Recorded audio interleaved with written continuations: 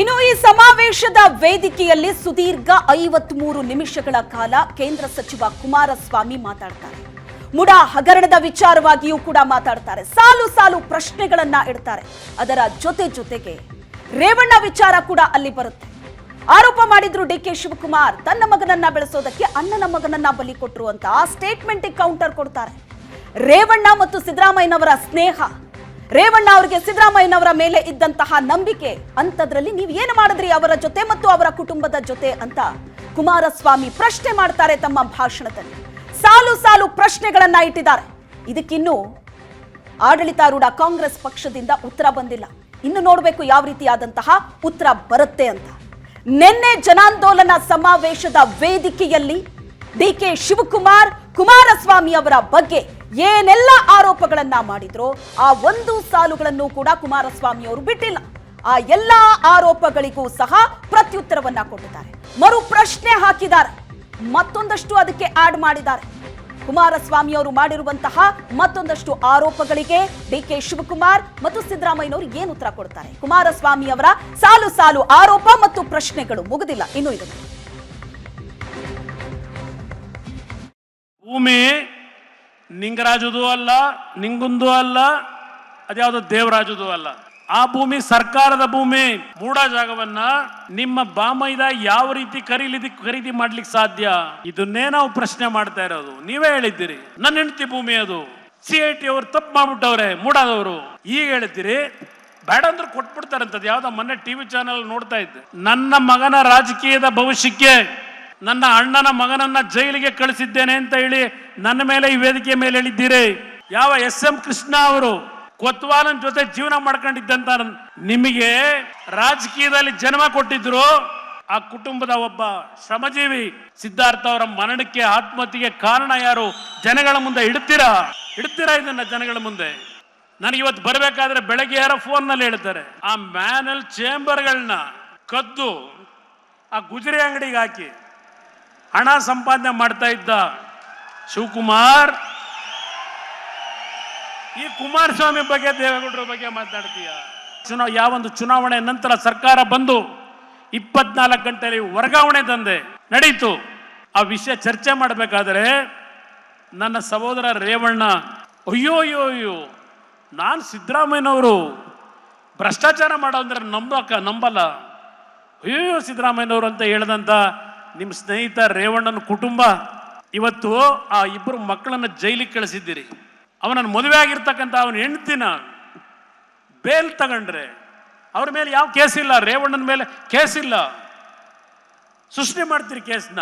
ಆ ಹೆಣ್ಣು ಮಗಳು ಇಲ್ಲಿ ಹೈಕೋರ್ಟಲ್ಲಿ ಜಾಮೀನು ಕೊಟ್ರೆ ಸುಪ್ರೀಂ ಕೋರ್ಟ್ಗೆ ಹೋಗಿ ಕಪಿಲ್ ಸಿಬ್ಬಲ್ ಅಂತ ಲಾಯರ್ನಿಟ್ಟು 25 ಲಕ್ಷ 30 ಲಕ್ಷ ಆ ಲಾಯರ್ಗೆ ಫೀಸ್ ಕೊಟ್ಟು ಆ ಹೆಣ್ಣು ಮಗಳನ್ನ ಜೈಲಿಗೆ ಕಳಿಸಬೇಕು ಅಂತ ಹೇಳಿ ಹೊರಟಂತ ಶಿವಕುಮಾರ್ ನನ್ನನ್ನು ಪ್ರಶ್ನೆ ಮಾಡ್ತೀರಾ?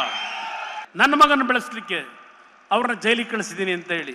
ಇದನ್ನ ಇವತ್ತು ಈ ನಾಡಿನ ಜನ ನಂಬೇಕಾ? ಇಂಥ ಕುತಂತ್ರಿಗಳನ್ನ, ಇಂಥ ಮನೆ ಆಳ್ರನ್ನ ಇವತ್ತು ಯಡಿಯೂರಪ್ಪನವ್ರನ್ನ 82 ವರ್ಷ ಯಾವುದೋ ಸುಳ್ಳು ಕೇಸ್ ಫಿಕ್ಸ್ ಮಾಡಿ ಜೈಲಿಗೆ ಕಳಿಸ್ಲೇಬೇಕು ಯಡಿಯೂರಪ್ಪನವ್ರನ್ನ ಅಂತ ಹೇಳಿ ಹೇಳ್ತಾ ಇದ್ದೀರಿ. ನಾಚಿಕೆ ಆಗಬೇಕು ನಿಮಗೆ. ನಾನು ಯಡಿಯೂರಪ್ಪನವ್ರಿಗೆ ಅಧಿಕಾರ ಹಸ್ತಾಂತರ ಮಾಡಬೇಕು ಅಂತ ಇದ್ದವನು.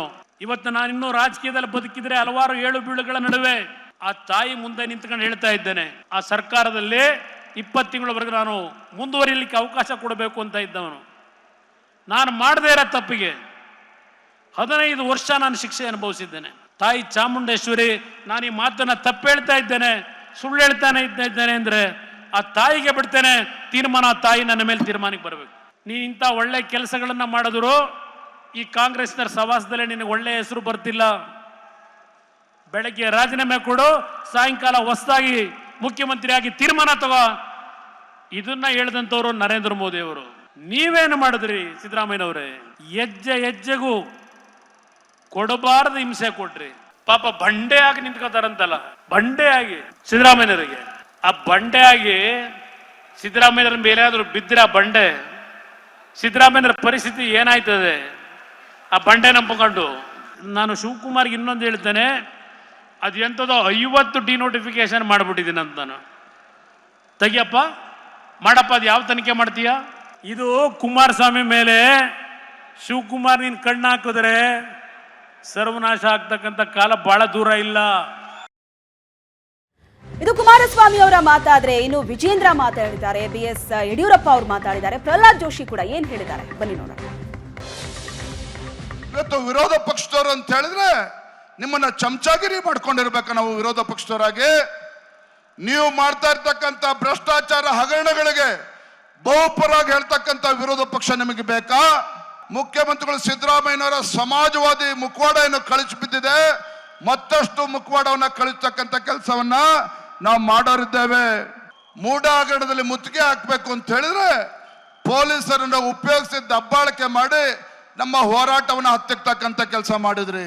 ಅಧಿವೇಶನದಲ್ಲಿ ವಾಲ್ಮೀಕಿ ಅಭಿವೃದ್ಧಿ ನಿಗಮದ ಹಗರಣ, ಮತ್ತೊಂದು ಮೂಡ ಹಗರಣದ ಬಗ್ಗೆ ಚರ್ಚೆ ಮಾಡಬೇಕು ಅಂತ ಹೇಳಿ ನಮ್ಮ ವಿರೋಧ ಪಕ್ಷದ ನಾಯಕರು ನಿಲುವಳಿ ಸೂಚನೆ ಮಂಡನೆ ಮಾಡಿದ್ರೆ, ಒಬ್ಬ ನಿವೃತ್ತ ಹೈಕೋರ್ಟ್ ನ್ಯಾಯಾಧೀಶರಿಂದ ಮೂಡ ಹಗರಣದ ಬಗ್ಗೆ ಎನ್ಕ್ವೈರಿ ಮಾಡ್ತೇವೆ ಅಂತ ಹೇಳಿ ವಿಧಾನಸಭೆ ಅಧಿವೇಶನ ಶುರುವಾಗ ಒಂದು ದಿನ ಮುಂಚೆ ಘೋಷಣೆ ಮಾಡ್ತಾರೆ.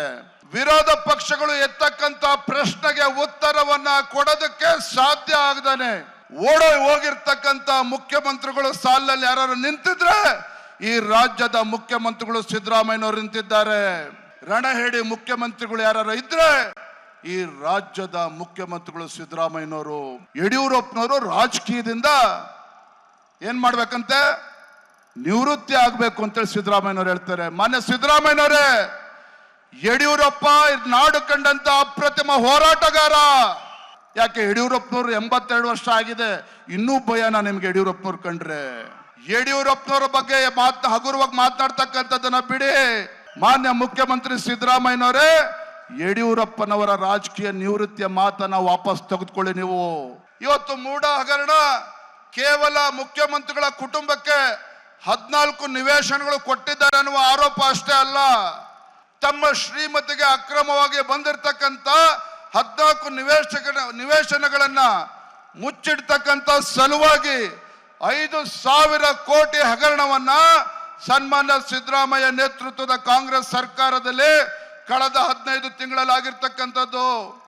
ಸಿದ್ದರಾಮಯ್ಯನವರು ಹೇಳಿದ್ದಾರೆ ನನ್ನನ್ನ ರಾಜಕೀಯದಿಂದ ನಿವೃತ್ತಿಯಾಗಿ ಅಂತ.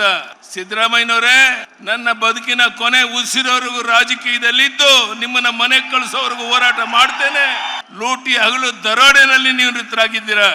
ನಿಮ್ಮ ಸರ್ಕಾರ ದಿವಾಳಿ ಆಗಿದೆ. ಮನ ಬಂದಂತೆ ಮಾತನಾಡ್ತೀರಾ. ಆ ಶಿವಕುಮಾರ್ ನಾನು ಕಲ್ಲು ಬಂಡೆ ಅಂತ ಹೇಳಿ ಅವ್ರೇನ್ ಹೇಳಿದ್ದಾರೆ? ಏ ವಿಜಯೇಂದ್ರ, ಏ ಅಶೋಕ್, ರಾಜ್ಯದ ಪಕ್ಷದ ಸನ್ಮಾನ್ಯ ಅಧ್ಯಕ್ಷರ ಬಗ್ಗೆ, ಪ್ರತಿಪಕ್ಷದ ನಾಯಕ ಅಶೋಕ್ ಬಗ್ಗೆ ಈ ರೀತಿ ಹಗುರವಾಗಿ ಮಾತನಾಡೋದ್ರ ಮೂಲಕ ನಾನು ಕಲ್ಲು ಬಂಡೆ ಅಂತ ಹೇಳಿಕೊಂಡು ಹೊರಟಿದ್ದಾರೆ. ಹಿಂದಿನ ಯಾವುದಾದ್ರೂ ಮುಖ್ಯಮಂತ್ರಿ ತನ್ನ ಕುಟುಂಬಕ್ಕೇನೆ 16 ಬೆಲೆ ಬಾಳುವಂತ ನಿವೇಶನ ಕೊಟ್ಟಂತ ಒಂದು ಉದಾಹರಣೆಯನ್ನು ತೋರಿಸಿ. ಇಷ್ಟಾದ್ರೂ ಕೂಡ ನಾನು ಬಹಳ ಸ್ವಚ್ಛತೆಯಿಂದೇನೆ, ಪ್ರಾಮಾಣಿಕನಿದ್ದೇನೆ. ನನ್ನ ಮೇಲೆ ಕಪ್ಪು ಚುಕ್ಕೆ ಇಲ್ಲ. ಎಲ್ಲಿ ನೋಡಿದ್ರು ಕಪ್ಪು ಚುಕ್ಕೆ, ಲೂಟಿ ಹಗಲು ದರೋಡೆ. ನಿಮಗೆ ತಾಕತ್ತಿದ್ರೆ ನಡೀರಿ, ವಿಧಾನಸಭೆಯನ್ನು ವಿಸರ್ಜನೆ ಮಾಡಿ ಹೋಗೋಣ. ತೋರಿಸಿ ನಿಮ್ಮ ಬಲವನ್ನ. ಈಗ ಚುನಾವಣೆ ನಡೆದ್ರೆ 130, 140 ಸೀಟನ್ನ ಗೆದ್ದು ಬಿಜೆಪಿ JDS ಅಧಿಕಾರಕ್ಕೆ ಬರೋದು ನಿಶ್ಚಿತ ನಿಶ್ಚಿತ ನಿಶ್ಚಿತ. ನಿನ್ನೆ ಇದೇ ಮೈದಾನದಲ್ಲಿ ಸನ್ಮಾನ್ಯ ಸಿದ್ದರಾಮಯ್ಯನವರು ಬಹಳ ಆಕ್ರೋಶ ಭರಿತರಾಗಿ ಮಾತನಾಡ್ತಾ ಒಂದು ಮಾತನ್ನ ಹೇಳಿದರು. ಕಪ್ಪು ಚುಕ್ಕೆ ಇಲ್ಲ ನನ್ನ ಜೀವನದಲ್ಲಿ. ಸಿದ್ದರಾಮಯ್ಯನವರೇ, ಕಪ್ಪು ಚುಕ್ಕೆ ಅಲ್ಲ, ನಿಮ್ಮ ಸಂಪೂರ್ಣವಾಗಿ ಚುಕ್ಕೆಗಳೇ ಕಪ್ಪ ಚುಕ್ಕೆಗಳೇ ಕಾಣ್ತಾ ಇದ್ದಾವೆ. ಆ ಪ್ರಮಾಣದ ಭ್ರಷ್ಟಾಚಾರವನ್ನು ನೀವು ಮಾಡಿದ್ದೀರಿ. ಒಂದು ಕಪ್ಪು ಚುಕ್ಕೆ ಅಲ್ಲ ನಿಮಗೆ. ಭ್ರಷ್ಟಾಚಾರದ ಧನವನ್ನ ಸಂಗ್ರಹಿಸಿ ಚುನಾವಣೆಯಲ್ಲಿ ಕಾಂಗ್ರೆಸ್ನ ಹೈಕಮಾಂಡ್ಗೆ ಕೊಟ್ಟಿರುವಂತಹ ಧನಾನಂದನವನ್ನು ಸಮರ್ಥನೆ ಮಾಡಲಿಕ್ಕೆ ಸಿದ್ದರಾಮಯ್ಯನವರು, DK ಶಿವಕುಮಾರ್ ಅವರು ಜಂಟಿಯಾಗಿ ಬಂದಿದ್ರು. ಒಳಗಡೆ ಹೊಡೆದಾಡ್ತಾರೆ, ಹೊರಗಡೆ ಬಂದು ಬಂಡೆಯಂತೆ ಇದ್ದೇನೆ ಅಂತ ಹೇಳ್ತಾರೆ. ಈ 8 ದಿನಗಳ ಬಿಜೆಪಿ ಮತ್ತು ಜೆಡಿಎಸ್ನ ಪಾದಯಾತ್ರೆ, ಆಡಳಿತಾರೂಢ ಕಾಂಗ್ರೆಸ್ ಸರ್ಕಾರದ ಮೇಲಿರುವಂತಹ ಹಗರಣಗಳ ಆರೋಪ ಏನಿದೆ ಅದರ ಮೇಲೆ ಈ ಪಾದಯಾತ್ರೆ ನಡೆಯಿತು. ಪಾದಯಾತ್ರೆ ಉದ್ದಕ್ಕೂ ಆಡಳಿತಾರೂಢ ಕಾಂಗ್ರೆಸ್ ಪಕ್ಷವನ್ನ ಟೀಕಿಸ್ತಾ ಬಂದ್ರು, ಆರೋಪಗಳನ್ನ ಮಾಡಿದ್ರು, ಪ್ರಶ್ನೆಗಳ ಸುರಿಮಳೆಗರು. ಆದ್ರೆ ಬಿಜೆಪಿ ಮತ್ತು ಜೆಡಿಎಸ್ನ ಒಳಗಡೆ ಈ ಪಾದಯಾತ್ರೆಯ ಲಾಭ ಮತ್ತು ಲೆಕ್ಕಾಚಾರ ಯಾವ ರೀತಿಯಾಗಿದೆ? ಪಾದಯಾತ್ರೆಯಿಂದ ಹೊಸ ತಲೆಮಾರಿಗೆ ವೇದಿಕೆ ಆಯ್ತಾ? ಪಾದಯಾತ್ರೆ ಬೆಂಗಳೂರಿನ ಕೆಂಗೇರಿಯಿಂದ ಏನ್ ಆರಂಭ ಆಯ್ತು, ಆರಂಭ ಆದಂತಹ ದಿನ ಯಡಿಯೂರಪ್ಪ ಅವರಿದ್ರು, ಕೇಂದ್ರ ಸಚಿವ ಕುಮಾರಸ್ವಾಮಿ ಅವರಿದ್ರು, ಪಾದಯಾತ್ರೆಗೆ ಚಾಲನೆ ಕೊಟ್ಟರು.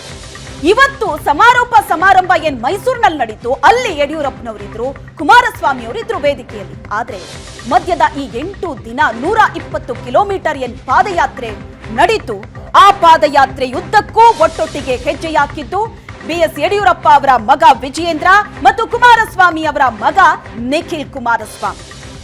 ಬಿಜೆಪಿ ಜೆಡಿಎಸ್ನ ಈ ಪಾದಯಾತ್ರೆ ಹೊಸ ತಲೆಮಾರಿಗೆ ವೇದಿಕೆ. ಮುಂದಿನ ತಲೆಮಾರಿನ ನಾಯಕತ್ವ ಬೆಳೆಸೋದಕ್ಕೆ ಇದು ಅನುಕೂಲವಾಯ್ತಾ? ಪಾದಯಾತ್ರೆಯಿಂದ ವಿಜಯೇಂದ್ರ ನಿಖಿಲ್ಗೆ ಹೊಸ ವರ್ಚಸ್ಸು ಸಿಕ್ತಾ? ಪಾದಯಾತ್ರೆಯ 8 ದಿನವೂ ಯುವ ನಾಯಕರು ಭಾಗಿಯಾಗಿದ್ರು, ಒಂದು ದಿನವೂ ಕೂಡ ಗೈರಾಗಿಲ್ಲ. 8 ದಿನವೂ ಒಟ್ಟೊಟ್ಟಿಗೆ ವಿಜಯೇಂದ್ರ ಮತ್ತು ನಿಖಿಲ್ ಹೆಜ್ಜೆ ಹಾಕಿದ್ದಾರೆ. ಮೈಸೂರು ಪಾದಯಾತ್ರೆಯಿಂದ ಯುವ ನಾಯಕರಿಗೆ ಒಂದು ಹೊಸ ಇಮೇಜ್ ಬಂದಂತಾಗಿದೆ. ಜೆಡಿಎಸ್ನಲ್ಲಿ ಕುಮಾರಸ್ವಾಮಿ ನಂತರ ಯಾರು ಅನ್ನೋ ಪ್ರಶ್ನೆಗೆ ಉತ್ತರ ಸಿಕ್ಕಿದೆ. ತಮ್ಮ ಮೊದಲ ಹೋರಾಟದಲ್ಲೇ ಜೆಡಿಎಸ್ನ ನಿಖಿಲ್ ಭಾಗಿಯಾಗ್ತಾರೆ. ವಿಜಯೇಂದ್ರ ರಾಜ್ಯಾಧ್ಯಕ್ಷರಾದ ನಂತರ ನಾಯಕತ್ವ ಪ್ರದರ್ಶನಕ್ಕೆ ಇದೊಂದು ವೇದಿಕೆ ಆಯಿತು. ಪಾದಯಾತ್ರೆ ಮೂಲಕ ಇವರಿಬ್ಬರು ಕೂಡ ನಾಯಕರಾಗಿ ಹೊರಹೊಮ್ಮುತ್ತಿದ್ದಾರೆ. ಇನ್ನು ಮೈಸೂರಿನಲ್ಲಿ ನಡೆದಂತಹ ಇವತ್ತಿನ ಸಮಾರೋಪ ಸಮಾವೇಶ ಜೊತೆಗೆ ಈ ಪಾದಯಾತ್ರೆ, ನಿನ್ನೆ ನಡೆದಂತಹ ಜನಾಂದೋಲನ ಸಮಾವೇಶ, ಇದರ ಹಿಂದಿನ ರಾಜಕೀಯ ಲೆಕ್ಕಾಚಾರ, ಇವೆಲ್ಲದರ ಬಗ್ಗೆ ಡೀಟೇಲ್ ಆಗಿ ಮಾಹಿತಿಯನ್ನ ಕೊಡೋದಕ್ಕೆ ನಮ್ಮ ಜೊತೆ ಜಾಯ್ನ್ ಆಗಿದ್ದಾರೆ ಮೈಸೂರಿನಿಂದ ರವಿ ಶಿವರಾಮ್ ಮತ್ತು ಸುರೇಶ್ ನಮ್ಮ ಜೊತೆ ಜಾಯ್ನ್ ಆಗಿದ್ದಾರೆ ಹೆಚ್ಚಿನ ಡೀಟೇಲ್ಸ್ ಅನ್ನ ಕೊಡೋದಕ್ಕೆ. ಜೊತೆಗೆ ಈ ರಾಜಕೀಯ ಬೆಳವಣಿಗೆಗಳ ಬಗ್ಗೆ ಚರ್ಚೆ ಮಾಡೋದಕ್ಕೆ ಹಿರಿಯ ಪ್ರತಿನಿಧಿ ಮತ್ತು ರಾಜಕೀಯ ವಿಶ್ಲೇಷಕರಾದಂಥ ಪ್ರಶಾಂತ್ ನಾಥು ನಮ್ಮ ಜೊತೆ ಜಾಯ್ನ್ ಆಗಿದ್ದಾರೆ. Welcome to the show. ಮೊದಲನೇದಾಗಿ ರವಿ ಶಿವರಾಮ್, ನಿಮ್ಮನ್ನು ಕೇಳೋದಾದ್ರೆ ಮೈಸೂರಿನ ಜನ ಸುಸ್ತಾದ್ರು ಅನ್ಸತ್ತೆ ನಿನ್ನೆ ಮತ್ತು ಇವತ್ತು ಆದಂತಹ ರಾಜಕೀಯ ಮೇಲಾಟಕ್ಕೆ. ಇವತ್ತಿನ ಸಮಾವೇಶದ ಹೈಲೈಟ್ಸ್ ಹೇಳೋದಾದ್ರೆ ಏನೆಲ್ಲ ಆಯಿತು? ಶ್ವೇತಾ, ಸಮಾವೇಶದ ಹೈಲೈಟನ್ನು ಹೇಳೋದಕ್ಕೂ ಪೂರ್ವದಲ್ಲಿ ಈ ಪಾದಯಾತ್ರೆ ಹೇಗೆ ನಡೀತು ಹೇಳೋದನ್ನು ಸಂಕ್ಷಿಪ್ತವಾಗಿ ಹೇಳುವಂಥ ಪ್ರಯತ್ನವನ್ನು ಮಾಡ್ತೇನೆ. ಬಿಡದಿಯಿಂದ ಕೆಂಗೇರಿಯಿಂದ ಆರಂಭವಾಯಿತು ಪಾದಯಾತ್ರೆ. ಕಳೆದ ಶನಿವಾರ ಬಿಡದಿಗೆ ಬಂತು, ಬಿಡದಿಯಿಂದ ಅದೇ ರೀತಿ ರಾಮನಗರಕ್ಕೆ ಬಂತು, ಹಾಗೆಯೇ ಮಂಡ್ಯಕ್ಕೆ ಬಂತು, ಮದ್ದೂರಿಗೆ ಬಂತು, ಶ್ರೀರಂಗಪಟ್ಟಣದಲ್ಲಿ ಕಾರ್ಯಕ್ರಮಗಳಾದವು. ನಂತರದಲ್ಲಿ ಮೈಸೂರಿಗೆ ಇವತ್ತು ಬೆಳಿಗ್ಗೆ ಬಂದು ತಲುಪಿದ್ರು. ಅಲ್ಲಿಂದ ರಾಘವೇಂದ್ರ ಸ್ವಾಮಿ ಮಠದಿಂದ ಸಮಾವೇಶ ನಡೆಯುವಂಥ ಸ್ಥಳಕ್ಕೆ ನೇರವಾಗಿ ನಿಖಿಲ್ ಕುಮಾರಸ್ವಾಮಿ ಅದೇ ರೀತಿ ವಿಜಯೇಂದ್ರ ಭಾಗಿಯಾದರು. ಇದರ ಮಧ್ಯದಲ್ಲಿ ಮಂಡ್ಯದಲ್ಲಿ ಒಂದಿಷ್ಟು ಸಣ್ಣ ಪುಟ್ಟ ಗಲಾಟೆಗಳು ಆದವು. ಅಲ್ಲಿ ಪ್ರೀತಮ್ ಗೌಡ ಭಾಗಿಯಾಗಿದ್ದರು. ಆ ಭಾಗಿಯಾದಕ್ಕೆ JDSನ ಕಾರ್ಯಕರ್ತರು ಸಣ್ಣ ಬೇಸರವನ್ನು ವ್ಯಕ್ತಪಡಿಸಿದರು. ಅಲ್ಲಿ ಪ್ರೀತಮ್ ಗೌಡನ ಅಭಿಮಾನಿಗಳು ಕಾರ್ಯಕರ್ತರು ಸೇರಿ ಒಂದು ಘೋಷಣೆಯನ್ನು ಕೂಗಿದ್ರು. ಗೌಡರ ಗೌಡ ಪ್ರೀತಮ್ ಗೌಡ ಹೇಳುವಂಥ ಘೋಷಣೆಗೆ JDSನ ಕಾರ್ಯಕರ್ತರು ಸ್ವಲ್ಪ ಬೇಸರವನ್ನು ವ್ಯಕ್ತಪಡಿಸಿದ್ರಿಂದ ಮರುದಿನದಿಂದ ನಿಖಿಲ್ ಕುಮಾರಸ್ವಾಮಿ ವಿಜಯೇಂದ್ರ ಅವರು ಒಟ್ಟೊಟ್ಟಿಗೆ ಹೆಜ್ಜೆ ಹಾಕಿದ್ದನ್ನು ನೋಡಿಲ್ಲ. ಅಲ್ಲಿ ಕಳೆದ 1-2 ಕಿಲೋಮೀಟರ್ಗಳ ಹಿಂದೆ ನಿಖಿಲ್ ಕುಮಾರಸ್ವಾಮಿ ಅವರು ಇರ್ತಾಯಿದ್ರು, ಮುಂದೆ ವಿಜಯೇಂದ್ರ ಅವರು ಇರ್ತಾಯಿದ್ರು. ಪತ್ರಿಕಾ ಮಾಧ್ಯಮದವರು ಉದ್ದೇಶಿಸಿ ಭಾಷಣ ಮಾಡುವ ಸಂದರ್ಭದಲ್ಲಿ ಇಬ್ಬರು ನಾಯಕರುಗಳು ಜೊತೆಯಾಗಿ ಇರ್ತಾಯಿದ್ರು. ಆದರೆ ಆ ಒಂದು ಘಟನೆಗಳಾದ ಬಳಿಕ ಸ್ವಲ್ಪ ಹಿಂದೆ ಮುಂದೆ ಇಬ್ಬರು ಕೂಡ ಹೆಜ್ಜೆಯನ್ನು ಹಾಕಿದರು. ಅದೇ ರೀತಿ ಚನ್ನಪಟ್ಟಣದಲ್ಲಿ ಸಾರ್ವಜನಿಕ ಸಮಾವೇಶವನ್ನು ಉದ್ದೇಶಿಸಿ CP ಯೋಗೇಶ್ವರ್ ಅವರು ಬಂದಿಲ್ಲ ಎನ್ನುವಂಥ ಬೇಸರವನ್ನು ಅವರ ಅಭಿಮಾನಿಗಳು ಕಾರ್ಯಕರ್ತರು ಸ್ವತಃ ಕುಮಾರಸ್ವಾಮಿ ಅವರ ಮುಂದೆ ತೋಡಿಕೊಂಡರು. ಜೊತೆಗೆ ಚನ್ನಪಟ್ಟಣದಲ್ಲಿ ನಡೆದಂಥ ಸಾರ್ವಜನಿಕ ಸಮಾವೇಶದಲ್ಲಿ CP ಯೋಗೇಶ್ವರ್ ಕೂಡ ಭಾಗಿಯಾಗಿರಲಿಲ್ಲ. ಯಾಕೆಂದರೆ ಅಲ್ಲಿ ಟಿಕೆಟ್ನ ವಿಚಾರ ಇನ್ನೂ ಕೂಡ ಚರ್ಚೆಯಲ್ಲಿದೆ. ಅವರಿಗೆ ಟಿಕೆಟನ್ನು ಕೊಡ್ತಾರೋ ಬಿಡ್ತಾರೆ ಅನ್ನುವಂಥ ಗೊಂದಲ ಇದೆ. ಅವರು ಆ ರೀತಿಯ ಗೊಂದಲದ ಮಧ್ಯೆ CP ಯೋಗೇಶ್ವರ್ ಬರದೇ ಇದ್ದದ್ದು ಸಾಕಷ್ಟು ಅಲ್ಲಿ ಚರ್ಚೆಯು ಕೂಡ ಕಾರಣವಾಯಿತು. ಒಟ್ಟಾರೆಯಾಗಿ 8 ದಿನಗಳ ಪಾದಯಾತ್ರೆ ಇವತ್ತು ಸಮಾರೋಪಗೊಂಡಿದೆ. ಈ ಪಾದಯಾತ್ರೆಯಲ್ಲಿ JDS ಮತ್ತು BJP ಎಲ್ಲ ಕಾರ್ಯಕರ್ತರು ಬಹುತೇಕವಾಗಿ ಪಾಲ್ಗೊಂಡಿದ್ದರು. ಆಯಾ ವಿಧಾನಸಭಾ ಕ್ಷೇತ್ರ, ಒಂದೊಂದು ದಿವಸ ಬೆಂಗಳೂರನ್ನು ಹೊರತುಪಡಿಸಿ ಅದು ಗದಗ ಇರಬಹುದು, ಅದೇ ರೀತಿ ಉತ್ತರ ಕನ್ನಡ ಇರಬಹುದು, ದಕ್ಷಿಣ ಕನ್ನಡ ಇರಬಹುದು, ದಾವಣಗೆರೆ ಇರಬಹುದು, ಹೀಗೆ 224 ವಿಧಾನಸಭಾ ಕ್ಷೇತ್ರಗಳಲ್ಲಿ ಆಯ್ದ ವಿಧಾನಸಭಾ ಕ್ಷೇತ್ರಗಳ ಕಾರ್ಯಕರ್ತರನ್ನು ಅಲ್ಲಿಯ ಸ್ಥಳೀಯ ಶಾಸಕರುಗಳಿಗೆ ಜವಾಬ್ದಾರಿಯನ್ನು ಕೊಟ್ಟು ಕಾರ್ಯಕ್ರಮದಲ್ಲಿ ಪಾದಯಾತ್ರೆಯಲ್ಲಿ ಭಾಗಿಯಾಗುವಂತೆ ನೋಡಿಕೊಳ್ಳಲಾಗಿತ್ತು. 8 ದಿನಗಳ ಪಾದಯಾತ್ರೆಯಲ್ಲಿ ವಿಜಯೇಂದ್ರ ಮತ್ತು ನಿಖಿಲ್ ಕುಮಾರಸ್ವಾಮಿ ಅವರು ಹೆಜ್ಜೆಯನ್ನು ಹಾಕಿದ್ರು. ಮಧ್ಯದಲ್ಲಿ 2-3 ದಿನಗಳ ನಂತರ CT ರವಿ ಅವರು ಭಾಗಿಯಾದರು. ಸುನೀಲ್ ಕುಮಾರ್ ನಿರಂತರವಾಗಿ ಪಾದಯಾತ್ರೆಯಲ್ಲಿ ತೊಡಗಿಕೊಂಡಿದ್ದರು. ಅದೇ ರೀತಿ ಬಿಜೆಪಿಯ MLC ಆಗಿರುವಂಥ ರವಿಕುಮಾರ್ ಇರಬಹುದು, ಹಾಗೆಯೇ ಅಶೋಕ್ ಅವರು ಕೂಡ ಭಾಗಿಯಾಗಿದ್ದರು.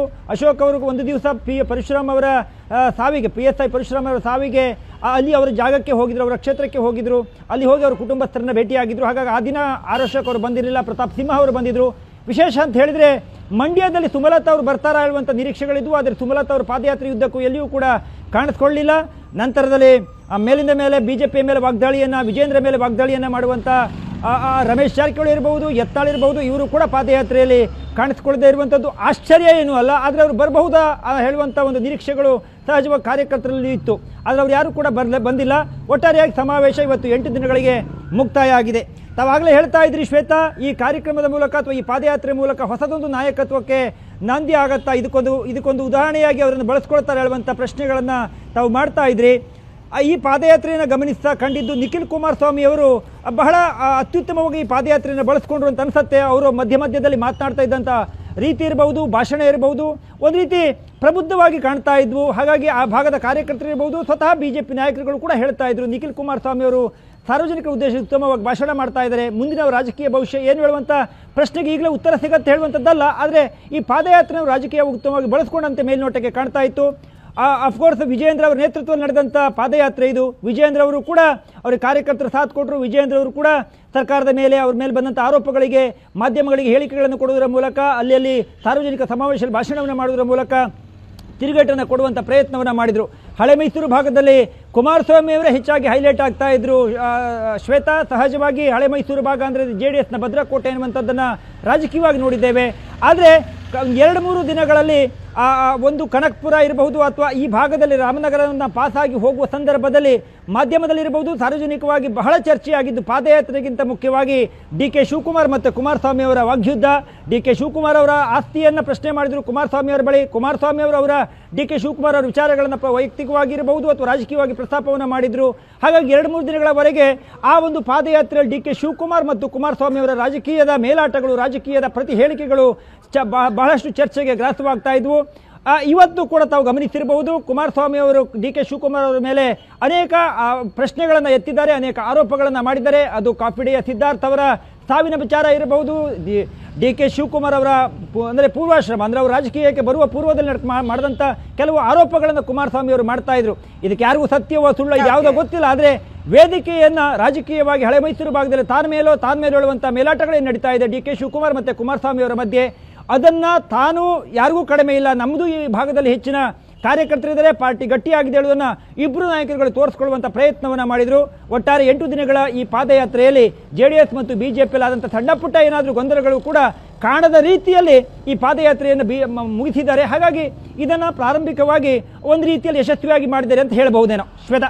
ಎಸ್ ರವಿಶಿವರಾಮ್. ಇನ್ನು ಸುರೇಶ್, ನೀವು ಕೂಡ ಮೈಸೂರಲ್ಲಿದ್ರಿ, ಸಮಾವೇಶವನ್ನ ಬಹಳ ಹತ್ತಿರದಿಂದ ನೋಡಿದ್ರಿ. ಇವತ್ತು BJP JDSನ ಈ ಸಮಾವೇಶಕ್ಕೂ ಮುಂಚಿತವಾಗಿ ನಿನ್ನೆ ಕಾಂಗ್ರೆಸ್ ಸಮಾವೇಶ ನಡೆಸಿ ಒಂದಷ್ಟು ಆರೋಪ ಮಾಡೋದರ ಮೂಲಕ ಅಲ್ಲೊಂದು ಮೈಂಡ್ ಸೆಟ್ ಮಾಡಿತ್ತು. ಈಗ ಇವತ್ತು ಅಲ್ಲಿ BJP JDS ಏನು ಸಮಾವೇಶ ನಡೆಸಿ ಟಕ್ಕರ್ ಕೊಡ್ತು, ಬಹಳ ಕರೆಕ್ಟ್ ಆಗಿ ಟಕ್ಕರ್ ಕೊಡ್ತು ಅನ್ನುವಂತಹ ರಿಪೋರ್ಟ್ ಸಿಗ್ತಾ ಇದೆಯಾ? ಏನ್ ಹೇಳುತ್ತೆ ಗ್ರೌಂಡ್ ರಿಪೋರ್ಟ್? ಅಲ್ಲಿ ಬಂದಂತಹ ಕಾರ್ಯಕರ್ತರು ಹೇಳಿದ್ದು ಎಲ್ಲ ಏನು? ಶ್ವೇತಾ, ಈ ಒಂದು ಪಾದಯಾತ್ರೆ ಆರಂಭ ಆಗೋದಕ್ಕೂ ಮುಂಚೆ JDS ಒಂದು ಸಣ್ಣ ಅಪಸ್ವರವನ್ನು ಎತ್ತಿತ್ತು. ಅಂದರೆ ಪಾದಯಾತ್ರೆ ಬೇಡ, ಮಳೆ ಸಮಯ, ರೈತರು ನಾಟಿ ಮಾಡುವಂತಹ ಸಮಯ ಇತ್ಯಾದಿ ಈ ರೀತಿ. ಅದಾದ ಬಳಿಕ ಕುಮಾರಸ್ವಾಮಿ ಅವರ ಮನವೊಲಿಸಲಾಯಿತು, ಪಾದಯಾತ್ರೆ ಆರಂಭ ಆಯಿತು. ಹೇಳಿ ಕೇಳಿ ಹಳೆ ಮೈಸೂರು ಭಾಗ ಈ ಪಾದಯಾತ್ರೆ ನಡೆದಂಥ ಇಡೀ ದಾರಿಯುದ್ದಕ್ಕೂ ಬರುವಂತಹ ಕ್ಷೇತ್ರಗಳನ್ನು ನೋಡೋದಾದರೆ ಎಲ್ಲವೂ ಕೂಡ JDS ಬೆಲ್ಟ್ ಇರುವಂತಹ ಕ್ಷೇತ್ರಗಳು. ಮತ್ತು ನಿಖಿಲ್ ಕುಮಾರಸ್ವಾಮಿ ಮತ್ತು ವಿಜಯೇಂದ್ರ ಇಬ್ಬರು ಕೂಡ ಬಹಳಷ್ಟು ಆಕ್ಟಿವ್ ಆಗಿ ಈ ಒಂದು ಪಾದಯಾತ್ರೆಯಲ್ಲಿ ಭಾಗವಹಿಸಿದ್ರು. ಮೈಸೂರಿಗೆ ಬಂದಂಥ ಸಂದರ್ಭ ಅಂದರೆ ಕಾಂಗ್ರೆಸ್ BJP ಮತ್ತು JDSನ ಪಾದಯಾತ್ರೆ ಎಲ್ಲೆಲ್ಲಿ ಬರ್ತಾ ಇರುತ್ತೋ ಅದಕ್ಕೂ ಕೊಂಚ ಹೊತ್ತು ಮುಂಚಿತವಾಗಿ ಅವರೊಂದು ಸಮಾವೇಶ ಮಾಡೋ ಮೂಲಕ ಅದಕ್ಕೊಂದು ಟಕ್ಕರ್ ಕೊಡುವಂಥ ಪ್ರಯತ್ನವನ್ನು ಕೂಡ ಮಾಡಿಕೊಂಡು ಬರ್ತಾ ಇದ್ರು. ಅದೇ ರೀತಿ ಇಡೀ ಪಾದಯಾತ್ರೆಯ ಉದ್ದಕ್ಕೂ ವಾದ ಪ್ರತಿವಾದಗಳು ಈ ರೀತಿ ಮಾತಿನ ಬಾಣಗಳು ಬರ್ತಾನೆ ಇದ್ವು. ಕುಮಾರಸ್ವಾಮಿ ಅವರನ್ನ ನೋಡೋದಾದ್ರೆ ಒಂದು ರೀತಿ ಮ್ಯಾನ್ ಆಫ್ ದಿ ಸೀರೀಸ್ ಅಂತ ಹೇಳ್ಬೋದು. ಯಾಕೆ ಅಂತಂದ್ರೆ ಇಡೀ ಪಾದಯಾತ್ರೆಯಲ್ಲಿ ಹೈಲೈಟ್ ಆಗಿದ್ದು ಕುಮಾರಸ್ವಾಮಿ ಮತ್ತೆ DK ಶಿವಕುಮಾರ್ ಅವರ ಮಾತಿನ ಬಾಣಗಳು. ನಿನ್ನೆ ಕಾಂಗ್ರೆಸ್ ಒಂದು ಜನಾಂದೋಲನ ಸಮಾವೇಶ ಅಂತ ಮಾಡಿ ಒಂದಷ್ಟು ಆರೋಪಗಳನ್ನು ಮಾಡಿತ್ತು. ನಾವೊಂದಷ್ಟು ಪ್ರಶ್ನೆಗಳನ್ನು ಕೇಳ್ತೀವಿ, ಉತ್ತರ ಕೊಡಿ ಅಂತ. ಅಂದರೆ ಕಾಂಗ್ರೆಸ್ನ ಭ್ರಷ್ಟಾಚಾರವನ್ನು ಪ್ರಶ್ನಿಸಿ BJP ಮತ್ತು JDS ಏನು ಪಾದಯಾತ್ರೆಯನ್ನು ಮಾಡ್ತಿದೆ, ಅದೇ ರೀತಿ BJP ಕಾಲದ ಹಗರಣಗಳನ್ನು ಮತ್ತು BJP ಮತ್ತು JDS ಅವರು ದೂರ ಇದ್ದಾಗ ನಡೆದಂಥ ಒಂದಷ್ಟು ಮಾತಿನ ತುಣುಕುಗಳನ್ನು ಪ್ರದರ್ಶನ ಮಾಡುವ ಮೂಲಕ DK ಶಿವಕುಮಾರ್ ಅವರು ನೀವಿಬ್ಬರು ಬೇರೆ ಬೇರೆ ಇದ್ದಾಗ ಯಾವ ರೀತಿ ಕಚ್ಚಾಡ್ಕೊಂಡಿದ್ರಿ, ಈಗ ಒಟ್ಟಿಗೆ ಒಂದಾಗಿ ನಮ್ಮನ್ನು ಅಧಿಕಾರದಿಂದ ಇಳಿಸೋದಕ್ಕೆ ಹೋರಾಟ ಮಾಡ್ತಿದ್ದೀರಿ ಅನ್ನುವಂಥ ವಿಡಿಯೋಗಳನ್ನು ಕೂಡ ಪ್ರದರ್ಶನ ಮಾಡಿದರು. ಆದರೆ ಇಷ್ಟು ಬೇಗ ಅದಕ್ಕೆ ತಿರುಗೇಟು ಸಿಗುತ್ತೆ ಅಂತ ಬಹುಶಃ ಕಾಂಗ್ರೆಸ್ನ ನಾಯಕರು ನಿರೀಕ್ಷೆ ಮಾಡಿರಲಿಲ್ಲ ಅಂತ ಕಾಣುತ್ತೆ. ಇವತ್ತಿನ ಈ ಒಂದು ಸಮಾವೇಶದಲ್ಲಿ ಕುಮಾರಸ್ವಾಮಿಯವರು ಅದಕ್ಕೆ ಪ್ರತಿಯಾಗಿ ಒಂದು ವಿಡಿಯೋವನ್ನು ಪ್ರದರ್ಶನ ಮಾಡ್ತಾರೆ. ಸಿದ್ದರಾಮಯ್ಯನವರ ವಿರುದ್ಧ DK ಶಿವಕುಮಾರ್ ಕಡೆ ಬೆಂಬಲಿಗರು, ಅದೇ ರೀತಿ DK ಶಿವಕುಮಾರ್ ವಿರುದ್ಧ ಸಿದ್ದರಾಮಯ್ಯ ಬೆಂಬಲಿಗರು, ಸಿದ್ದರಾಮಯ್ಯನವರ ವಿರುದ್ಧ ಒಂದಷ್ಟು ಜನ ಕಾಂಗ್ರೆಸ್ನ ನಾಯಕರು ಆಡಿದಂಥ ಮಾತುಗಳನ್ನು ಪ್ರದರ್ಶನ ಮಾಡುವ ಮೂಲಕ ಒಂದು ರೀತಿ ಅದಕ್ಕೆ ಸರಿಯಾದ ಟಕ್ಕರನ್ನು ಕೊಟ್ಟರು ಅಂತ ಹೇಳ್ಬೋದು. ಅಂದರೆ ಎರಡೇ ದಿನದ ಅವಧಿಯಲ್ಲಿ, ಅಂದರೆ ನಿನ್ನೆ ಮತ್ತು ಇವತ್ತು ನಡೆದಂಥ ಈ ಒಂದು ಸಮಾವೇಶ ಒಂದು ರೀತಿಯ ರಾಜಕೀಯ ಮೇಲಾಟಕ್ಕೆ ಇಂಥದಕ್ಕೆ ಮೈಸೂರು ಸಾಕ್ಷಿ ಆಯಿತು ಅಂತ ಹೇಳ್ಬೋದು. ಎರಡನೇದಾಗಿ ತಾವು ಹೇಳಿದಂಥ ಮಾತು ಬಹುತೇಕ ನಿಜ. ಅಂದರೆ ಹೊಸ ತಲೆಮಾರಿನ ನಾಯಕತ್ವಕ್ಕೆ ಒಂದು ಪ್ರಯತ್ನ ನಡೀತಾ ಇದೆಯಾ ಅಂತ. ಇಡೀ ಪಾದಯಾತ್ರೆಯ ಉದ್ದಕ್ಕೂ ನಿಖಿಲ್ ಕುಮಾರಸ್ವಾಮಿ ಮತ್ತು ವಿಜಯೇಂದ್ರ ಅವರು ನಡ್ಕೊಂಡಂಥ ರೀತಿ, ಅಲ್ಲಲ್ಲಿ ಜನರ ಜೊತೆ ಬೆರೀತಾ ಇದ್ದಂಥ ರೀತಿ, ಈಗ ಮುಂದಿನ ತಲೆಮಾರಿಗೆ ಅಧಿಕಾರವನ್ನು ಅಥವಾ ಅವರ ರಾಜಕಾರಣವನ್ನು ಹಸ್ತಾಂತರ ಮಾಡುವಂಥ ಒಂದು ಪ್ರಕ್ರಿಯೆ ಸೈಲೆಂಟಾಗಿ ಇಲ್ಲಿ ನಡೀತು ಅಂತಲೂ ಹೇಳ್ಬೋದು. ಒಟ್ಟಾರೆಯಾಗಿ ಹೇಳೋದಾದರೆ ಎರಡು ಸಮಾವೇಶಗಳು ಕೂಡ ಮೈಸೂರಿನ ಭಾಗದಲ್ಲಿ, ಅಂದರೆ ಇದು ಮೂಢ ಹಗರಣಕ್ಕೆ ಸಂಬಂಧಪಟ್ಟಂತೆ ನಡೆದಂಥ ಎರಡು ಕಾರ್ಯಕ್ರಮಗಳಾಗಿರೋದ್ರಿಂದ ಮೈಸೂರನ್ನು ಟಾರ್ಗೆಟ್ ಮಾಡಿಕೊಂಡು BJP ಮತ್ತು JDS ಮೈಸೂರಿಗೆ ಹೊರಡುವಂಥ ಒಂದು ಪ್ಲಾನನ್ನು ಮಾಡಿದ್ವು. ಹಾಗಾಗಿ ಮೈಸೂರಿನಲ್ಲೇ ಅದಕ್ಕೆ ಒಂದು ಉತ್ತರವನ್ನು ಕೊಡುವಂಥ ಪ್ರಯತ್ನವನ್ನು ಕಾಂಗ್ರೆಸ್ ಕೂಡ ಮಾಡ್ತು. ಒಟ್ಟಾರೆಯಾಗಿ ಎರಡೂ ಸಮಾವೇಶಗಳನ್ನು ಮೈಸೂರಿನ ಜನತೆ ನೋಡಿದ್ದಾರೆ. ಮುಂದಿನದ್ದು ಜನತೆ ತೀರ್ಮಾನ ಮಾಡುವಂತಹ ವಿಚಾರ. Shweta, yes, thank you Suresh ನಿಮ್ಮೆಲ್ಲ ಡೀಟೇಲ್ಸ್ಗೆ. ಇನ್ನು ಹಿರಿಯ ಪ್ರತಿನಿಧಿ ಮತ್ತು ರಾಜಕೀಯ ವಿಶ್ಲೇಷಕರಾದಂತಹ ಪ್ರಶಾಂತ್ ನಾತು ನಮ್ಮ ಜೊತೆ ಜಾಯ್ನ್ ಆಗಿದ್ದಾರೆ. ಪ್ರಶಾಂತ್, ಈ 2 ದಿನದ ಪಾಲಿಟಿಕ್ಸ್ ನೋಡ್ತಾ ಇದ್ರೆ ಒಂದು ರೀತಿ ಆಂಧ್ರ ಪಾಲಿಟಿಕ್ಸ್ ನಡೀತಾ ಇದೆಯಾ ಕರ್ನಾಟಕದಲ್ಲಿ ಅಂತ. ಮೊದಲೆಲ್ಲ ಹಿರಿಯ ನಾಯಕರು ಭಾಷಣಕ್ಕೆ ನಿಂತರೆ 1980ರಲ್ಲಿ ಅಂತ ಮಾತು ಶುರು ಮಾಡ್ತಾ ಇದ್ರು. ಈ ತರ ನಾವು ಜನರಿಗೆ ಎಷ್ಟೇ ಮಾತಲ್ಲಿ ಹೇಳಿದ್ರೆ ಅದು ರೀಚ್ ಆಗೋದಿಲ್ಲ. ವಿಡಿಯೋ ತೋರಿಸ್ಬಿಟ್ಟು ಹಿಂಗಿಂಗಾಗಿತ್ತು ಅಂತ ಹೇಳೋದ್ರ ಮೂಲಕ 2 ದಿವಸದಿಂದ ಇದೇ ನೋಡ್ತಿದೀವಿ. ಇದು ಬಹಳ ಎಫೆಕ್ಟಿವ್ ಆಗಿದೆಯಾ ಅಂತ ಹಾಗಾದ್ರೆ? ಶ್ವೇತಾ, ನಿಶ್ಚಿತವಾಗಿ ಒಂದು ಟೆಕ್ನಾಲಜಿಕಲ್ ಉಪಯೋಗವನ್ನು ಯಾವ್ಯಾವ ರಾಜಕೀಯ ಪಕ್ಷ, ಯಾವ್ಯಾವ ರಾಜಕೀಯ ನಾಯಕರು ತಮ್ಮ ಒಂದು ಜನರನ್ನು ತಲುಪಲಿಕ್ಕೆ ಬಳಸ್ಕೊಳ್ತಾರೋ ಅದು ಯಾವತ್ತಿಗೂ ಯಶಸ್ವಿ ಆಗುತ್ತೆ. And it is a good move. ನಿನ್ನೆ DK ಶಿವಕುಮಾರ್ ಕೂಡ ಅದನ್ನು ಬಳಸ್ಕೊಂಡ್ರು, ಇವತ್ತು ಕುಮಾರಸ್ವಾಮಿ ಕೂಡ ಅದನ್ನು ಬಳಸ್ಕೊಂಡ್ರು. ಅದು ನೋಡಿ, ಕಳೆದ 10-15 ದಿನಗಳ ರಾಜಕಾರಣವನ್ನು ನೋಡಿದಾಗ ವಿಧಾನಸಭೆಯ ಅಧಿವೇಶನದ ನಂತರ ಒಂದು ರೀತಿ ಪೊಲಿಟಿಕಲ್ ನರೇಟಿವನ್ನು ಬಿಲ್ಡ್ ಮಾಡ್ತಕ್ಕಂಥ ಪ್ರಯತ್ನದ ಭಾಗವಾಗಿ BJP ಮತ್ತು JDS ಏನು ಪಾದಯಾತ್ರೆಯನ್ನು ಆರಂಭಿಸಿತ್ತೋ ಅದು ಯಶಸ್ವಿಯಾಗಿದೆ. ಇನ್ನೊಂದು ಕಡೆ ನಿನ್ನೆಯ ಕಾಂಗ್ರೆಸ್ನ ಜನಾಂದೋಲನ ಸಭೆ ಕೂಡ ಯಶಸ್ವಿಯಾಗಿದೆ. ಯಾಕಂದರೆ ಸಿದ್ದರಾಮಯ್ಯ ಮತ್ತು DK ಶಿವಕುಮಾರ್ ಒಂದು ರೀತಿಯ ಪೊಲಿಟಿಕಲ್ ನರೇಟಿವನ್ನು ನಿನ್ನೆ ಬಿಲ್ಡ್ ಮಾಡಿದರು. ಅದಕ್ಕೆ ಪ್ರತಿಯಾಗಿ ಇವತ್ತು ಕುಮಾರಸ್ವಾಮಿ ಮತ್ತು ವಿಜಯೇಂದ್ರ, ನಿಖಿಲ್ ಕುಮಾರಸ್ವಾಮಿ, ಅಶೋಕ್ ಕೂಡ ಇನ್ನೊಂದು, ಅಂದರೆ ಸರ್ಕಾರದ ವಿರುದ್ಧವಾದ ಮೂಢ ಹಗರಣದಲ್ಲಿ ಏನೇನಾಗಿದೆ ಅಂತಕ್ಕಂಥದ್ದನ್ನು ಜನರಿಗೆ ತಲುಪಿಸ್ತಕ್ಕಂಥ ಪ್ರಯತ್ನವನ್ನು ಪಾದಯಾತ್ರೆಯ ಮೂಲಕ ಮಾಡಿದ್ದಾರೆ. ಅನೇಕ ಬಾರಿ ಶ್ವೇತಾ, ಈ ಅಧಿಕಾರ ಇದ್ದಾಗ ನಿಮ್ಮ ವರ್ಚಸ್ಸು ಬೆಳೆಯಲ್ಲ, ಅದಕ್ಕೊಂದು ಸೀಮಿತತೆ ಇರುತ್ತೆ. ನನಗೆ ಬರೀ ಅಧಿಕಾರ ಇದೆ ಅನ್ನೋ ಕಾರಣಕ್ಕೋಸ್ಕರ ನಾನು ವರ್ಚಸ್ಸು ಬೆಳೆಯಲ್ಲ. ಆದರೆ ನೀವು ವಿರೋಧ ಪಕ್ಷದಲ್ಲಿದ್ದಾಗ ಈ ರೀತಿಯಾಗಿರ್ತಕ್ಕಂಥ ಪ್ರತಿಭಟನೆಗಳನ್ನು, ಕಾರ್ಯಕರ್ತರನ್ನು ಒಟ್ಟು ತರುವುದರ ಮೂಲಕ, ಕಾರ್ಯಕರ್ತರಲ್ಲಿ ಉತ್ಸಾಹ ತುಂಬುವುದರ ಮೂಲಕ ನೀವು ವಿರೋಧ ಪಕ್ಷವನ್ನು ಗಟ್ಟಿಯಾಗಿ ಮಾಡಿದರೆ ನಿಮ್ಮ ಸ್ಟೇಚರು ಬೆಳೆಯುತ್ತೆ, ನಿಮ್ಮ ಒಂದು ಲೆಜಿಟಿಮಸಿ ಟು ಅಂದರೆ ಪಾಲಿಟಿಕ್ಸ್ನಲ್ಲಿ ನಿಮ್ಮ ಲೆಜಿಟಿಮಸಿ ಕೂಡ ಬೆಳೆಯುತ್ತೆ. ಪ್ರಾಯಶಃ ವಿಜಯೇಂದ್ರ ಮತ್ತು ನಿಖಿಲ್ ಕುಮಾರಸ್ವಾಮಿ ಕಳೆದ 10 ದಿನಗಳಿಂದ ಏನು ಸತತವಾಗಿ ನಡ್ಕೊಂಡು ಬರ್ತಾ ಇದ್ದಾರೆ. ರಾಹುಲ್ ಗಾಂಧಿಯ ಭಾರತ್ ಜೋಡೋ ಯಾತ್ರೆ ನೋಡಿದ್ವಿ, ಜಗನ್ ರೆಡ್ಡಿಯ ಒಡರ್ಪು ಯಾತ್ರೆಯನ್ನು ನಾವು ನೋಡಿದ್ವಿ. ಅಷ್ಟು ದೊಡ್ಡ ಪ್ರಮಾಣದಲ್ಲಿ ಅಲ್ಲದೆ ಇದ್ದರೂ ಕೂಡ ಬೆಂಗಳೂರಿನಿಂದ ಮೈಸೂರುವರೆಗೆ 170-180 ಕಿಲೋಮೀಟರ್ನ ಪಾದಯಾತ್ರೆಯನ್ನು ನಡೆಸುವುದರ ಮೂಲಕ ಒಂದು ವಿರೋಧ ಪಕ್ಷದಲ್ಲಿ ಒಂದು ಲೆಥಾರ್ಜಿ ಏನು ಕಾಣ್ತಾ ಇತ್ತು. ಲೋಕಸಭಾ ಚುನಾವಣೆಯಲ್ಲಿ ಆ ಲೆಥಾರ್ಜಿ ಎದ್ದು ಕಾಣ್ತಾ ಇತ್ತು. ಅದು ಮೋದಿ ಬಿಟ್ಟರೆ ಅಲ್ಲೇನೂ ಇರಲಿಲ್ಲ. ಆ ಲೆಥಾರ್ಜಿಯನ್ನು ಹೊಡೆದೋಡಿಸ್ತಕ್ಕಂಥ ಪ್ರಯತ್ನವನ್ನು ವಿಜೇಂದ್ರ BJPಯಲ್ಲಿ ಮತ್ತು ನಿಖಿಲ್ ಕುಮಾರಸ್ವಾಮಿ JDSನಲ್ಲಿ ಮಾಡಿದ್ದಾರೆ ಅಂತಕ್ಕಂಥದ್ದು ಸ್ಪಷ್ಟ. ಹಾಗಾದ್ರೆ ಪ್ರಶಾಂತ್, ಈ ಪಾದಯಾತ್ರೆ ಯಾವ ಉದ್ದೇಶ ಇಟ್ಕೊಂಡು ಆರಂಭ ಆಗಿತ್ತು, ಆ ಉದ್ದೇಶ ಈಡೇರಿದೆ ಅಂತ ಹೇಳ್ಬೋದಾ? ಯಾಕಂದ್ರೆ ಯಾವ ಬಳ್ಳಾರಿ ಪಾದಯಾತ್ರೆ ಮಾಡೋದ್ರ ಮೂಲಕ ಸಿದ್ದರಾಮಯ್ಯನವರಿಗೆ CM ಪಟ್ಟ ಸಿಕ್ತು, ಈ ಪಾದಯಾತ್ರೆ CM ಕುರ್ಚಿಯನ್ನು ಒಂದು ಸಣ್ಣ ಮಟ್ಟಿಗಾದರೂ ಅಲುಗಾಡಿಸ್ತಾ? ನೋಡಿ, ಕುರ್ಚಿ ಅಲುಗಾಡಿಸುವ ಪ್ರಶ್ನೆ ಇಲ್ಲ ಶ್ವೇತಾ. ಪ್ರಶ್ನೆ ಇರ್ತಕ್ಕಂಥದ್ದು ನೀವು ಒಂದು ವಿಷಯವನ್ನು ಎಷ್ಟು ದಿನಗಳವರೆಗೆ ತೆಗೆದುಕೊಂಡು ಹೋಗ್ತೀರಿ ಅಂತಕ್ಕಂಥದ್ದು. ಇಡೀ ಪಾದಯಾತ್ರೆ ಯೋಜನೆ ಮಾಡಿದ್ದೇ BJP ಮತ್ತು JDS ನಾಯಕರು. ಸ್ವಲ್ಪ ಮಟ್ಟಿಗಿನ ಅಪಸ್ವರಗಳು ಇದ್ದರೂ ಕೂಡ ಒಂದು ಮೂಢ ಹಗರಣವನ್ನು ಮೈಸೂರುವರೆಗೆ ತೆಗೆದುಕೊಂಡು ಹೋಗಿ ಇಡೀ ಕರ್ನಾಟಕದಲ್ಲಿ ಇದು ಚರ್ಚೆ ಆಗುವ ರೀತಿ ಮಾಡಬೇಕು ಅಂತಕ್ಕಂಥದ್ದು ಮೂಢ ಹಗರಣ ಚರ್ಚೆ ಆಗಿದೆ. ಮೂಢ ಹಗರಣದ ಫೈನ್ ಡಿಟೇಲ್ಸ್ಗಳು ಕೂಡ ಜನಸಾಮಾನ್ಯರಲ್ಲಿ ಚರ್ಚೆ ಆಗ್ತಾ ಇವೆ. ಡಿನೋಟಿಫಿಕೇಷನ್ ಮಾಡಿದ ಸರಿನಾ, ಅದು ಸಂದೇಹಾಸ್ಪದನಾ, ಮುಖ್ಯಮಂತ್ರಿಗಳಲ್ಲಿ ಇದರಲ್ಲಿ ಕರಪ್ಷನ್ ಉಂಟಾ ಅಥವಾ ಬರೀ ಸ್ವಜನ ಪಕ್ಷಪಾತ ಇದೆನಾ, ಇವೆಲ್ಲ ವಿಷಯಗಳನ್ನು ಚರ್ಚೆಗೆ ತರುವಲ್ಲಿ ವಿರೋಧ ಪಕ್ಷಗಳು ಯಶಸ್ವಿಯಾಗಿವೆ. ಹೀಗಾಗಿ ಒಂದಂತೂ ನಿಶ್ಚಿತ, ಒಂದು ನೋಡಿ ಡಿ ಕೆ ಶಿವಕುಮಾರ್ ಅವರು ಇಡೀ ಫೋಕಸ್ ಪಾಯಿಂಟನ್ನು ತಂಬಳಿ ಎಳೆದುಕೊಳ್ತಕ್ಕಂಥ ಪ್ರಯತ್ನವನ್ನು ಕುಮಾರಸ್ವಾಮಿ ಮತ್ತು ವಿಜಯೇಂದ್ರಗೆ ಪದೇ ಪದೇ ವೈಯಕ್ತಿಕ ಟೀಕೆಗಳನ್ನು ಮಾಡುವ ಮೂಲಕ ಮಾಡಿದರು. ಅಂದರೆ ಇದು ಮೂಡಾ ಹಗರಣದ ಪ್ರಶ್ನೆ ಆದರೂ ಕೂಡ ತಾನು ಒಂದು ರೀತಿಯಾಗಿರ್ತಕ್ಕಂಥ ಪೊಲಿಟಿಕಲ್ ಸೆಂಟರ್ ಪೀಸ್ನಲ್ಲಿರಬೇಕು ಅನ್ನುವ ಕಾರಣಕ್ಕೋಸ್ಕರ ಪದೇ ಪದೇ ತಮ್ಮ ಡೆಸಿಬಲ್ ಲೆವೆಲನ್ನು ಹೆಚ್ಚಿಸ್ತಾ ಇದ್ರು. ಕುಮಾರಸ್ವಾಮಿ ಮೇಲೆ ಏಕವಚನದ ಟೀಕೆಗಳನ್ನು ಮಾಡ್ತಾಯಿದ್ರು. ನಿನ್ನೆ A Vijayendra, A Ashoka, A Kumaraswamy, ಇವೆಲ್ಲ ಮಾತುಗಳು ತನ್ನತ್ತ ಫೋಕಸ್ಸನ್ನು ಎಳೆದುಕೊಳ್ತಕ್ಕಂಥ ಪ್ರಯತ್ನವನ್ನು ಡಿ ಕೆ ಶಿವಕುಮಾರ್ ಕೂಡ ಮಾಡಿದ್ದಾರೆ. ಯಾಕಂದರೆ ಡಿ ಕೆ ಶಿವಕುಮಾರ್ ಮತ್ತು ಕುಮಾರಸ್ವಾಮಿಯವರ ಟಾಕ್ ಫೈಟ್ ಏನಿದೆ ಅದರ ಒಟ್ಟು ಇಫೆಕ್ಟ್ ಚನ್ನಪಟ್ಟಣದ ಬೈ ಎಲೆಕ್ಷನ್ಸ್ ಮೇಲೆ ಏನು ಅಂತಕ್ಕಂಥದ್ದು ಕೂಡ ಮುಖ್ಯ ಆಗುತ್ತೆ. ಮತ್ತು ಮುಂಬರುವ ದಿನಗಳಲ್ಲಿ ಶ್ವೇತಾ, ಒಂದು ವೇಳೆ ಇದೆಲ್ಲವೂ ಪಾದಯಾತ್ರೆ, ಕೌಂಟರ್ ಪಾದಯಾತ್ರೆ, ಪ್ರಶ್ನೆಗಳನ್ನು ಕೇಳಿದ್ದು, ಜನಾಂದೋಲನ ಸಭೆ, ಇವೆಲ್ಲವೂ ಕೂಡ ಅಂತಿಮವಾಗಿ ರಾಜ್ಯಪಾಲರು ಏನು ತೀರ್ಮಾನವನ್ನು ತೆಗೆದುಕೊಳ್ತಾರೆ ಸ್ಯಾಂಕ್ಷನ್ ಆಫ್ ಪ್ರಾಸಿಕ್ಯೂಷನ್ಗೆ ಸಂಬಂಧಪಟ್ಟಂತೆ ಅನ್ನೋದರ ಮೇಲೆ ಮುಖ್ಯ ಆಗುತ್ತೆ. ಯಾಕಂದರೆ ಈಗೊಂದು ತಾರ್ಕಿಕ ಅಂತ್ಯಕ್ಕೆ ಪೊಲಿಟಿಕಲ್ ಹೋರಾಟ ಬಂತು. ಇನ್ಮೇಲೇನಿದ್ರು ಕಾನೂನಿನ ಹೋರಾಟ. ಯಾಕಂದರೆ ವಿಧಾನಸಭೆಯ ಅಧಿವೇಶನದ ನಂತರ ಪಾದಯಾತ್ರೆಯ ಸಮಾರೋಪದ ಮುಂಚೆ ಕಾಂಗ್ರೆಸ್ನ ಸಭೆ, ಅದಕ್ಕೆ ಬಿ ಜೆ ಪಿಯ ಕೌಂಟರ್, ಇವೆಲ್ಲವೂ ಕೂಡ ಒಂದು ಪೊಲಿಟಿಕಲ್ ಭಾಗಗಳು. ಆದರೆ ಇನ್ನು ಮುಂದೆ ಕಾನೂನಿನ ಪ್ರಶ್ನೆ ಬರುತ್ತೆ. ರಾಜ್ಯಪಾಲರು ಏನು ಮಾಡ್ತಾರೆ?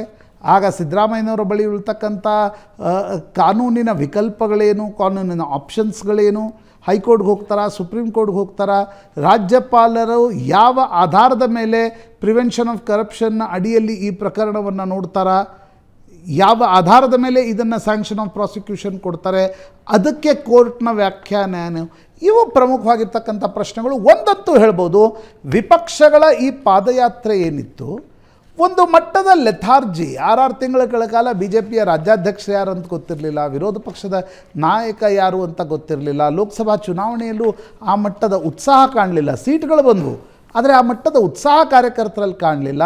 ಪ್ರಾಯಶಃ ಈ ಪಾದಯಾತ್ರೆಯ ಮೂಲಕ ವಿಜೇಂದ್ರ ಒನ್ ಸ್ಟೆಪ್ ಅಹೆಡ್ ಹೋಗಿದ್ದಾರೆ ಅಂತ ಅನಿಸುತ್ತೆ. ಜೊತೆಗೆ ನಿಖಿಲ್ ಕುಮಾರಸ್ವಾಮಿ ಕೂಡ, ಯಾಕಂದರೆ ನಿಖಿಲ್ ಕುಮಾರಸ್ವಾಮಿ 2 ಚುನಾವಣೆಗಳನ್ನು ಸೋತವರು. ಈಗ ಚನ್ನಪಟ್ಟಣದಲ್ಲಿ ಚುನಾವಣೆಯನ್ನು ನಿಲ್ತಾರಾ ಅಂತಕ್ಕಂಥ ಪ್ರಶ್ನೆಯೂ ಕೂಡ ಇದೆ.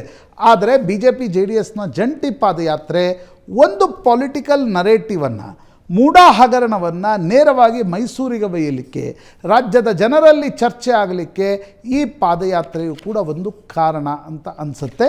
ವಿಪಕ್ಷ ನೋಡಿ, ಪ್ರಜಾಪ್ರಭುತ್ವದಲ್ಲಿ ನನ್ನ ದೃಷ್ಟಿಯಿಂದ ನೋಡಿದಾಗ, ಅದು ಕಾಂಗ್ರೆಸ್ ವಿಪಕ್ಷದಲ್ಲಿರಲಿ, ಅದು B J P J D S ವಿಪಕ್ಷದಲ್ಲಿರಲಿ, ವಿಪಕ್ಷಗಳು ಆ್ಯಕ್ಟಿವ್ ಆದಷ್ಟು ಡೆಮೋಕ್ರಸಿಯಲ್ಲಿ ಒಂದು ರೀತಿಯಾಗಿರ್ತಕ್ಕಂಥ ಪ್ರಶ್ನೆಗಳನ್ನು ಕೇಳುವ ಸಾಮರ್ಥ್ಯ ಬೆಳೆಯುತ್ತೆ.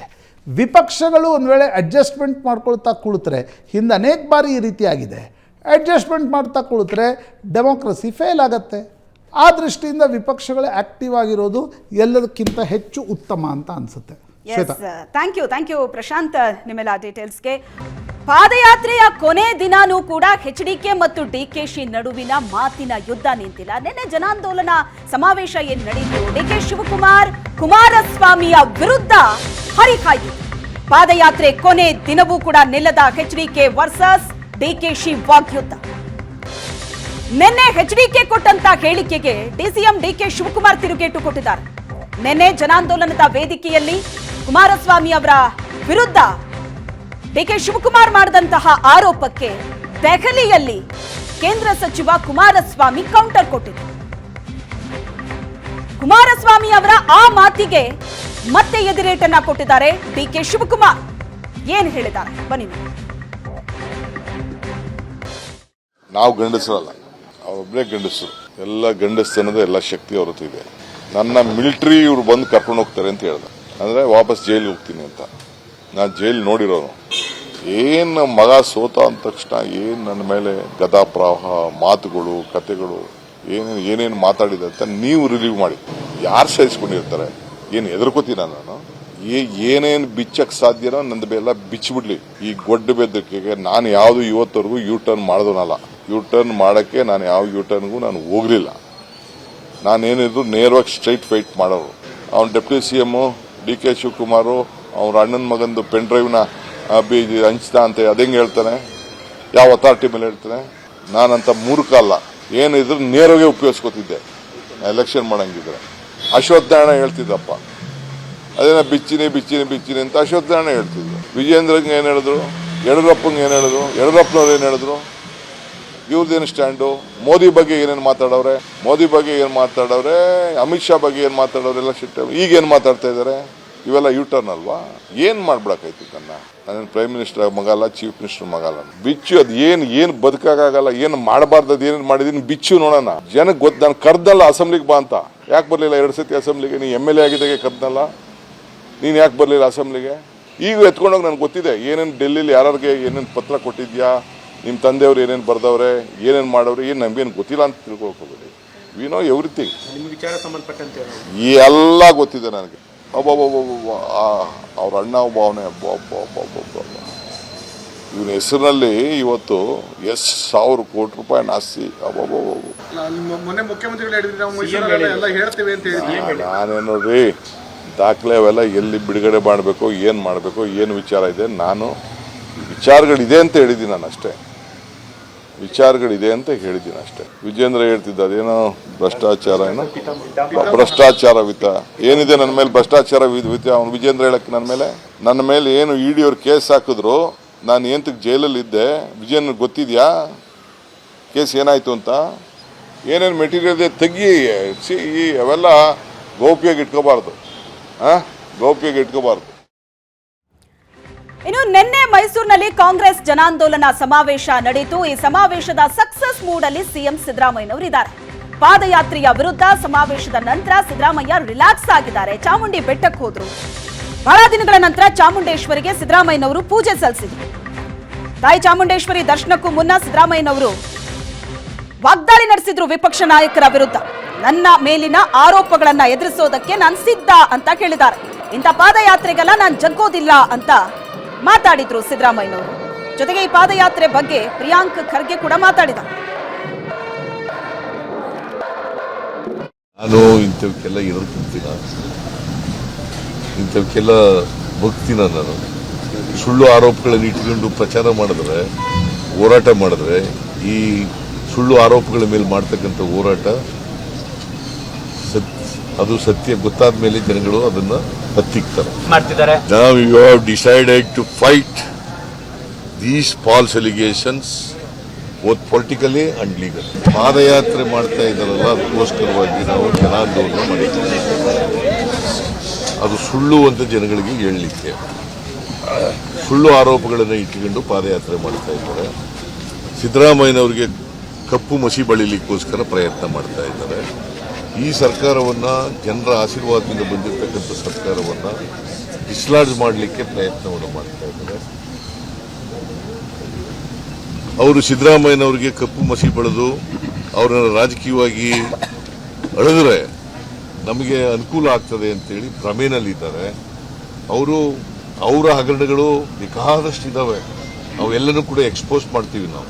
ನಿನ್ನೆ ಕೆಲವು ಬಿಜೆಪಿಯವರು JDS ಅವರು ಏನಾದರೂ ರಾಜ್ಯದ ಜನರ ಪರವಾಗಿದ್ದಿದ್ರೆ ಅವರು ಮೈಸೂರು ಚಲೋ ಅಲ್ಲ, ದಿಲ್ಲಿ ಚಲೋ ಯಾತ್ರೆ ಮಾಡಬೇಕಾಗಿತ್ತು. ಇದು ಮೈಸೂರು ಚಲೋ ಯಾತ್ರೆ ಮಾಡ್ತಾ ಇರೋದು ವಿಜೇಂದ್ರ ಮತ್ತು ನಿಖಿಲ್ ಅವರು ಲೀಡರ್ ಮಾಡಲಿಕ್ಕೆ.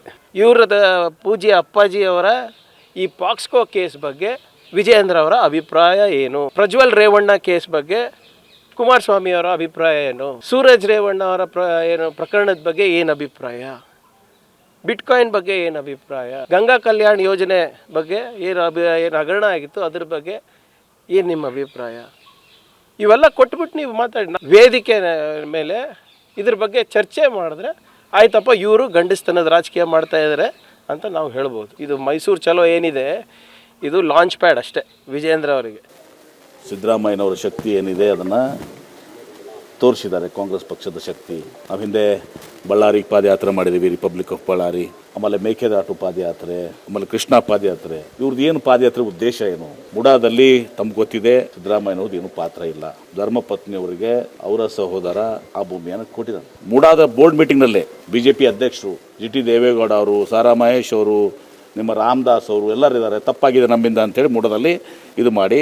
ಇನ್ನೂ ಜೊಲ್ಲೆ ಅವ್ರದ್ದು ಪೆಂಡಿಂಗ್ ಇದೆ, ನಿಮ್ಮ ನಿರಾಣಿ ಅವ್ರದ್ದು ಪೆಂಡಿಂಗ್ ಇದೆ. ಅಷ್ಟೇ ಯಾಕೆ, ಕುಮಾರಸ್ವಾಮಿ ಅವ್ರದ್ದು ಈಗಾಗಲೇ ಲೋಕಾಯುಕ್ತರು ಬರೆದಿದ್ದಾರೆ ಗವರ್ನರ್ಗೆ ಪ್ರಾಸಿಕ್ಯೂಷನ್ ಪರ್ಮಿಷನ್ ಕೊಡಿ ಅಂತ ಹೇಳಿ. ಅದಕ್ಕೆ ಅವಸರ ಇಲ್ವಾ ರಾಜ್ಯಪಾಲರಿಗೆ? ತರಾತುರಿ ಒಂದೇ ದಿವಸದಲ್ಲಿ 10 ತಾಸಿನಲ್ಲಿ ಇದನ್ನು ಮಾಡಬೇಕು ಅಂತ. ಒಂದು ವೇಳೆ ಗವರ್ನರ್ ಏನಾದರೂ ಇವರು ರಾಜಕೀಯ ಒತ್ತಡಕ್ಕೆ ಈಲ್ಡ್ ಆದರೆ, ಆಗೋದಿಲ್ಲ ಅಂತ ವಿಶ್ವಾಸ ಇದೆ, ಈಲ್ಡ್ ಆದರೆ ಕಾನೂನಾತ್ಮಕ ಹೋರಾಟ ಮಾಡ್ತೀವಿ. ಇದು ನಿನ್ನೆ ಮತ್ತು ಇವತ್ತು ಮೈಸೂರಿನಲ್ಲಾದ ರಾಜ್ಯ ರಾಜಕಾರಣದ ಡೀಟೇಲ್ಸ್. ಇದರ ಪರಿಣಾಮಗಳೇನು, ಲಾಭ ನಷ್ಟಗಳೇನು ಅನ್ನೋದು ಮುಂದಿನ ದಿನಗಳಲ್ಲಿ ಗೊತ್ತಾಗುತ್ತೆ. ಇದರೊಂದಿಗೆ ಇವತ್ತಿನ ಪಾರ್ಟಿ ರೌಂಡ್ಸ್ ಅನ್ನ ಮುಗಿಸುವಂತಹ ಸಮಯ.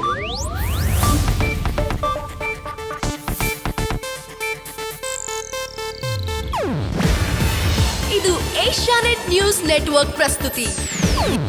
ನೀವು ನೋಡ್ತಿದ್ದೀರಾ ಏಷ್ಯಾನೆಟ್ ಸುವರ್ಣ ನ್ಯೂಸ್.